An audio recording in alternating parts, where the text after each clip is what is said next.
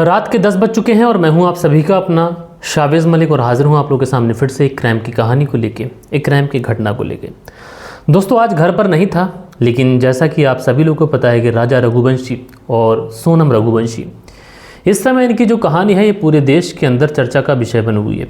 हर news channel पर, हर print media पर, हर जगह राजा रघुवंशी और सोनम रघुवंशी की कहानी की बातें चल रही हैं। लोग सुन रहे हैं, लोग हैरान हैं, लोग परेशान हैं, क्योंकि इस तरीके की जब खबरें आती हैं तो कहीं ना कहीं इंसानियत बहुत ही बुरी तरीके से शर्मसार होती है। और दोस्तों इससे पहले भी, यानी अभी 4-6 महीने पहले की बात है कि इस तरीके के जो केसेस आए थे उनकी झड़ी सी लग गई थी। हर जगह इस तरीके के केसेस एकदम से देखने को मिले थे। अब उसके बाद में थोड़ा समय शांत रहा और अब इस तरीके से राजा रघुवंशी की हत्या हो जाना, उसके बाद में सोनम का मिलना, उसके बाद में अलग अलग थ्योरी, अलग अलग बातें निकल के आना। शुरुआत में ये भी बातें निकल के आ रही थी कि जो सोनम थी ये राज कुशवाहा से मोहब्बत करती थी, लेकिन उसने अपने पिता की डर की वजह से अपने पिता को बताया नहीं। लेकिन दोस्तों मीडिया रिपोर्ट्स की माने तो ये आधा सच और आधा झूठ था। और इस कहानी के अंदर जो अब ट्विस्ट एंड टर्न्स निकल के आ रहे हैं दोस्तों, अगर आप लोग उसको सुनेंगे तो आप लोग बड़ा हैरान होंगे। तो ये पूरी कहानी आप लोगों को सिलसिलेवार तरीके से जो इसमें अपडेट है, जो चीज़ें अभी तक निकल के आई हैं, वो मैं आप लोग को सुनाने वाला हूँ। और दोस्तों कहीं पर था तो आज किसी अपने दोस्त के बेडरूम से ही वीडियो बना रहा हूँ, तो आप लोग सपोर्ट दीजिएगा। अगर आवाज़ में और किसी चीज़ में कोई दिक्कत आए, लाइटिंग में थोड़ा इश्यू आए, तो आप माफ़ कीजिएगा और थोड़ा सा सहयोग कीजिएगा। दरअसल इस कहानी के अंदर सबसे बड़ा ट्विस्ट जो है, वो ट्विस्ट अब जो निकल के आ रहा है वो कुंडली का है। दरअसल जो सोनम रघुवंशी थी वो मांगलिक थी और दूसरी तरफ जो राजा रघुवंशी था वो भी मांगलिक था। जहाँ तक मेरे मिलने वाले हैं, जहाँ तक मैंने लोगों से जानकारी निकाली, जहाँ तक मैंने लोगों से पूछा, जो मेरे क्लास में लोग पढ़ते थे और जो मेरे अभी भी दोस्त हैं, तो मुझे पता ये चला कि जो मांगलिक, अगर जैसे किसी की कुंडली जो है वो उसका मंगल जो होता है भारी होता है, और जो मांगलिक होता है अगर उसकी शादी नॉन मांगलिक व्यक्ति के साथ में कर दी जाए, यानी किसी ऐसे व्यक्ति से कर दी जाए जो मांगलिक नहीं है, तो ऐसे में उम्र पर फ़र्क पड़ता है। हो सकता है कि जो व्यक्ति नॉन मांगलिक है उसके साथ में कोई अनहोनी हो जाए या उसकी उम्र छोटी हो जाए, और अगर मांगलिक व्यक्ति की शादी मांगलिक व्यक्ति के ही साथ में कर दी जाए तो फिर कोई इशू नहीं है, कोई प्रॉब्लम नहीं है। इसी तरीके से राजा रघुवंशी ये मांगलिक होते हैं और दूसरी तरफ जो सोनम रघुवंशी होती हैं ये भी मांगलिक होती हैं। उसके बाद में परिवार वालों को दोनों को पता था कि दोनों ही मांगलिक हैं, और इन दोनों को भी पता था कि हम दोनों मांगलिक हैं, इसलिए परिवार वाले भी शादी के लिए राज़ी हो गए थे। लेकिन परिवार वाले राज़ी हो गए थे, दूसरी तरफ सोनम किसी और लड़के से मोहब्बत करती थी जिसका नाम था राज कुशवाहा। अब सोनम ने आखिरकार इस शादी के लिए क्यों हाँ भरी? जब वो राज कुशवाहा से मोहब्बत करती थी तो उसने इस शादी के लिए, यानी वो जो राजा रघुवंशी है उससे शादी के लिए क्यों मान गई? ये सारी चीज़ें आपको आगे पता चलेंगी। दरअसल जो सोनम थी उसने अपनी माँ को एक बार ये बताने की कोशिश की थी कि वो राजा के अलावा जो राज कुशवाहा है उससे मोहब्बत करती है, लेकिन जो सोनम की माँ होती है वो तुरंत कहती है कि तुम ये सारी चीज़ें भूल जाओ, जो तुम्हारे पिताजी हैं वो बिल्कुल नहीं मानेंगे।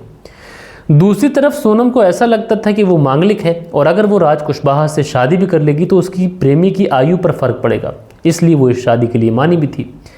दरअसल सोनम ने जब अपनी पढ़ाई छोड़ी थी तो पढ़ाई छोड़ने के बाद में वो अपने पिता की प्लाईवुड फैक्ट्री में जब वो काम करने के लिए नियुक्त हुई थी, एचआर की पोस्ट पर गई थी, तो उसी समय वहाँ पर जो राज कुशवाहा नाम का ये लड़का था, ये लड़का भी वहाँ पर एक तरीके से लिखत पढ़त का काम किया करता था। और सोनम ने जब राज कुशवाहा को देखा तो दोनों एक दूसरे के प्रति अट्रैक्ट हो गए।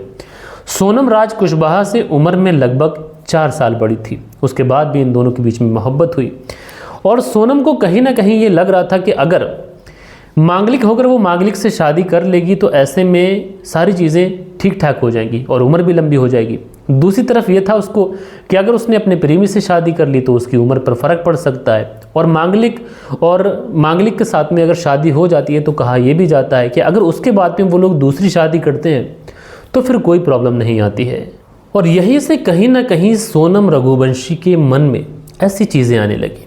सोनम रघुवंशी को लगा कि अगर वो मांगलिक होकर एक मांगलिक व्यक्ति यानी राजा रघुवंशी से शादी कर भी लेती है और उसके बाद में अगर वो विधवा हो जाती है, और विधवा होने के बाद में अगर अपने घर में वो दूसरी शादी की बात करेगी तो उसके परिवार वाले राज कुशवाहा से शादी के लिए इनकार नहीं करेंगे। एंड सेकेंडली पॉजिटिव इसके लिए ये भी हो सकता था कि अगर वो दूसरी शादी करेगी तो उसका जो मंगल दोष है ये मंगल दोष भी कम हो जाएगा, यानी राज कुशवाहा की उम्र पे भी कोई फर्क नहीं पड़ेगा। तो ये जो मंगल जो दोष था इन दोनों की कुंडली में, यही सारी चीज़ें सोनम को प्रेरित करती हैं कि वो राजा रघुवंशी से शादी करे, और इसीलिए ये एक प्लानिंग का हिस्सा बनती है। और इस बारे में जो सोनम थी ये राज कुशवाहा से बात भी करती है कि शादी हो जाएगी एक बार, उसके बाद में मंगल दोष दूर हो जाएगा, तो उसके बाद में जो है वो सारी चीज़ें अपने लिए बढ़िया हो जाएंगी। अच्छा, राज कुशवाहा को ये सब कुछ पता था कि 11 तारीख को इसकी शादी होने वाली है। उसके बाद में 11 मई साल 2025 को राजा रघुवंशी और सोनम रघुवंशी की शादी होती है। शादी होने के बाद में 11 तारीख को सोनम रघुवंशी विदा होकर राजा रघुवंशी के घर पे आ जाती है। 11 रहती है, 12 रहती है, 13 तारीख तक रहती है। 13 तारीख को सोनम रघुवंशी जो होती है ये अपने मायके चली जाती है। दोस्तों, मायके चली जाती है, लेकिन इस दौरान यानी 11, 12, 13 को राजा रघुवंशी ने ये रियलाइज़ किया था कि सोनम के अंदर कहीं ना कहीं वो वाली बात नहीं है, यानी सोनम उससे थोड़ा सा खिंची खिंची, थोड़ी सी कटी कटी महसूस हो रही है। इसलिए वो अपनी माँ से इस बारे में बात करता है, कहता है कि माँ, मुझे सोनम का रवैया कुछ अच्छा नहीं लगा। लेकिन जो माँ होती है वो कहती है कोई बात नहीं है बेटा, जब लड़की विदा होकर अपने ससुराल आती है तो मायके वालों को भूलना, दोस्तों को भूलना, एक नए लोगों में आकर एडजस्ट होना, इसमें थोड़ा समय लगता है। तो जो राजा रघुवंशी होता है वो माँ की बात को समझ जाता है, कहता है ठीक है। उसके बाद में चूँकि दोस्तों इंदौर की ये पूरी बात है, जो सोनम का मायका है वो भी इंदौर में ही है और जो राजा रघुवंशी का घर है वो भी इंदौर में ही है। उसके बाद में 14 तारीख को उज्जैन में एक शादी होती है। अब राजा रघुवंशी सोनम को उसके घर से ही लेता है और कार में अकेले उज्जैन पहुंचता है। उज्जैन शादी में ये लोग रहते हैं, उसके बाद वापस आते हैं। लेकिन जब ये लोग शादी में थे तो शादी में कहीं ना कहीं राजा रघुवंशी ने महसूस किया कि इस समय तो घर वाले मौजूद नहीं थे, पति और पत्नी बस दोनों अकेले थे। चाहते तो एक दूसरे से हंस बोल कर अच्छे से खुशी खुशी भी रह सकते थे, कोई शर्म की बात थी नहीं, क्योंकि इंसान घर वालों से शर्माएगा, दूसरे लोगों से शर्माएगा, अपने पति या फिर पत्नी से भला क्या ही शर्माना। अब ऐसे में राजा रघुवंशी आकर अपनी माँ को बताता है। वो कहता है कि माँ, सोनम रास्ते भर फ़ोन में लगी रही, वहाँ पर भी मैं देखता हूँ तो वो फ़ोन में लगी रही है, मैं पास जाता हूँ तो फ़ोन रख देती, मुझसे न ठीक से बात कर रही है, मुझे कुछ अच्छा नहीं लग रहा है। लेकिन जो राजा रघुवंशी की माँ होती है वो कहती है कि बेटा, चीज़ें थोड़ा टाइम लेती हैं और सारी चीज़ें एडजस्ट होने में कहीं ना कहीं समय लगता है। इसलिए जो राजा रघुवंशी होता है वो फिर माँ की बात को मान लेता है। अब दोस्तों ये 14 तारीख को शादी से लौट के आई थी, राजा रघुवंशी ने उसको वापस उसके मायके छोड़ा था और राजा रघुवंशी अपने घर आ गया था। लेकिन उसके बाद में 14 तारीख यानी 15, 16, 17 इस बीच में सोनम रघुवंशी राज कुशवाहा के साथ मिलकर पूरी प्लानिंग करती है कि देखो मैंने शादी कर ली, जो मंगल दोष था वो मंगल दोष भी दूर हो गया, अब बेहतर यही होगा कि जो राजा रघुवंशी है उसको रास्ते से हटा देना चाहिए। अब उसको रास्ते से हटा देना चाहिए तो कैसे हटाया जाए? तो जो राज कुशवाहा है वो राज कुशवाहा पूरी प्लानिंग करता है।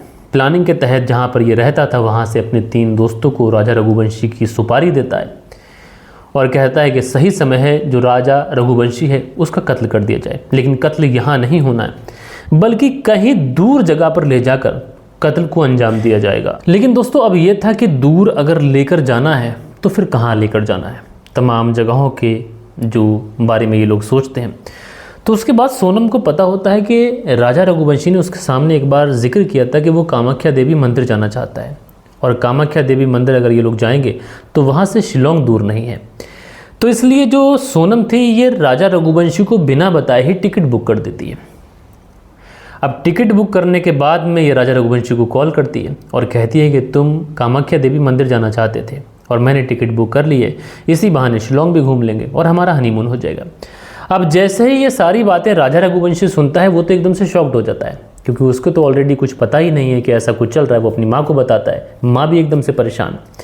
अब चूंकि टिकट बुक हो चुके हैं, इतनी दूर के टिकट हैं, पैसा बर्बाद जाएगा। अब ऐसा भी नहीं है कि किसी गैर के साथ जा रहे हैं, अपनी पत्नी के साथ जा रहे हैं, तो माँ जो थी वो अलाउ कर देती है। अब सोनम जो थी वो अपने ही घर से एयरपोर्ट पहुंचती है, इधर राजा रघुवंशी अपने घर से एयरपोर्ट पहुंचता है। उसके बाद में ये लोग कामाख्या देवी मंदिर पहुंचते हैं, वहाँ पे रहते हैं। उसके बाद में शिलोंग पहुंचते हैं। लेकिन दोस्तों इनके निकलने से एक दिन पहले जो तीनों सुपारी किलर थे ये वहाँ पर पहुँच गए थे, लेकिन जो राज कुशवाहा था ये इंदौर में ही मौजूद था। और दोस्तों बड़ी हैरानी की बात निकल के ये आ रही है कि राज कुशवाहा ने सुपारी दी थी, लेकिन जितने भी इंस्ट्रक्शन थे वो सारे के सारे इंस्ट्रक्शन सोनम दे रही थी। और सोनम का ये था कि वो अपने पति को मारते हुए दूर से देखना चाहती थी, वो एकदम से पक्का होना चाहती थी। और इसी वजह से बताया ये भी जा रहा है, मीडिया रिपोर्ट्स में ऐसी बातें आई हैं कि ये तीनों लोग राजा रघुवंशी और सोनम रघुवंशी से दोस्ती भी कर लेते हैं। क्योंकि दोस्तों आमतौर पे होता है कि कहीं घूमने जाते हैं, वहाँ पे अगर हमारी सेम लैंग्वेज का बोलने वाला कोई बंदा मिल जाता है तो उससे घुल मिल जाते हैं। तो वो लोग बताएं हम भी घूमने आए, तो राजा रघुवंशी कहता है कि हम भी घूमने आए, तो इस बीच में इन दोनों के बीच में दोस्ती हो जाती है। और दोस्तों उसके बाद में 23 तारीख की बात है, 23 ये जो गुजर गई, 23 मार्च को ही ये कत्ल की पूरी प्लानिंग करते हैं। और दोस्तों एक हथियार होता है डाव, उसी डाव से हमला कर हत्या मारते हैं। और सोनम ने इसका इशारा किया था। हालांकि इन तीनों ने अपनी बात कबूली है अभी, लेकिन मेघालय की पुलिस सोनम को लेके जा रही है और सोनम से वहाँ पर ही पूछताछ की जाएगी। लेकिन सोनम का जो भाई है वो भाई ने खुद पुलिस के पास गया, पुलिस ने उसको सारी बात बताई, सारे सबूत दिखाए। तो सोनम के भाई ने खुद राजा रघुवंशी के भाई से कहा है कि पुलिस ने जो बातें मुझे बताई हैं, जो सबूत दिखाए, उसके आधार पर मुझे भी लग रहा है कि सोनम ने ही सब कुछ किया है। लेकिन राजा रघुवंशी के परिवार वालों को सोनम के भाई से कोई शिकायत नहीं है, क्योंकि वो बेचारा खुद अपनी फैमिली को छोड़कर सोनम को ढूंढ रहा था। ऐसे में वो भी परेशान है। लेकिन कहीं ना कहीं राजा रघुवंशी के फैमिली वालों को सोनम की माँ से शिकायत है कि उसे अपनी बेटी के अफेयर के बारे में पता था, लेकिन उसने बताया नहीं। लेकिन दोस्तों अभी इस मामले में जब मेघालय की पुलिस सोनम से पूछताछ करेगी तो ये जो पूरे पत्ते हैं खुलते चले जाएंगे और सारा जो राज है इसका ये पानी की तरह साफ हो जाएगा। लेकिन दोस्तों बड़ी हैरानी की बात है, अगर ये सारी ही बातें सच होती हैं और सोनम इसमें कसूरवार निकलती है तो दोस्तों कहीं ना कहीं ये सोनम ने बहुत ज़्यादा गलत किया। सोनम ने अपने एक महज एक मंगल दोष को ख़त्म करने के लिए उसने किसी की संतान को छीन लिया। बहरहाल दोस्तों आप लोग इस पूरी कहानी के बारे में क्या कहना चाहते हैं, और जो भी अपडेट होगी वो मैं आप लोगों तक पहुंचाता रहूँगा, चाहे शॉर्ट के ज़रिए पहुंचाऊँ, चाहे किसी भी ज़रिए पहुंचाऊँ। लेकिन इस केस से जुड़ी हुई अपडेट मैं आप लोगों को देता रहूँगा, चाहे पोस्ट करके पहुँचाऊँ। लेकिन इससे पहले मैं वीडियो को एंड करूं, आप लोगों के कुछ प्यारे प्यारे कमेंट्स हैं, वक्त होता है कि आप लोगों के कमेंट्स पढ़ लिए जाएं। सो दोस्तों कल के दिन जो हमारे चैनल पर कमेंट्स आए थे, इसमें धीरज सिंह जी हैं, अपना प्यारा सा कमेंट्स करते हैं, बहुमूल्य कमेंट्स करते हैं। और उसके बाद में दिनेश कुमार जी अपना प्यारा सा कमेंट्स करते हैं। मंसूरी भाईजान जी ने अपना प्यारा सा कमेंट्स किया है, तो भाई आपका भी शुक्रिया। मंसूरी भाईजान आगे कमेंट करते हैं, ये कहानी सुनाने का अंदाज़ आपका बहुत ही अच्छा है, शुक्रिया भाई।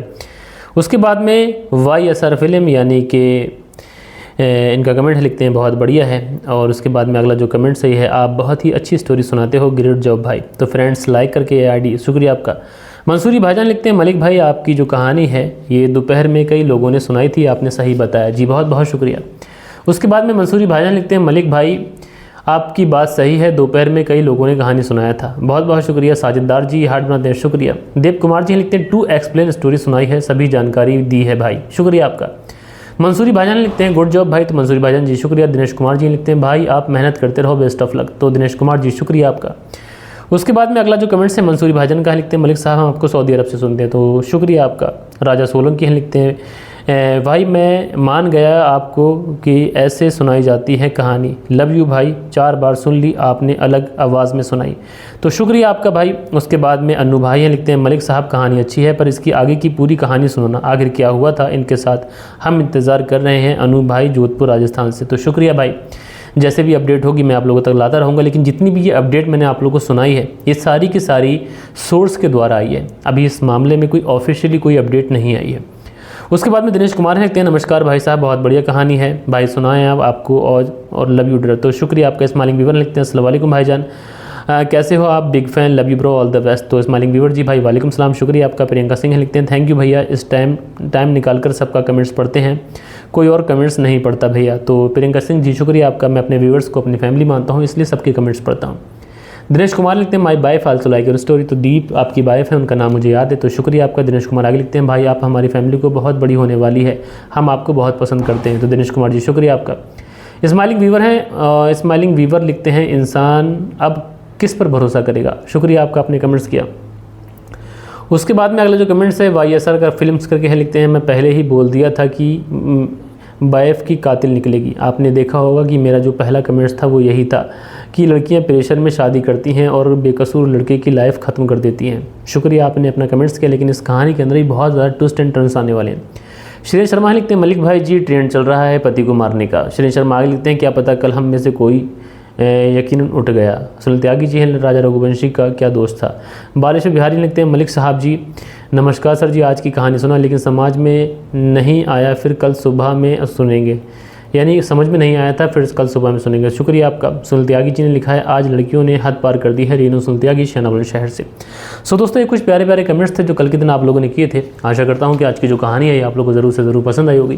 कहानी पसंद आई हो तो एक लाइक करिएगा, दोस्तों और मित्रों के साथ में ज़रूर शेयर करिएगा। बाकी दोस्तों मिलते हैं कल के दिन किसी और स्टोरी के साथ में। जब तक के लिए अपना ख्याल रखें, देश का ख्याल रखें, परिवार के रिश्तों की अहमियत को समझें। जय हिंद, जय भारत।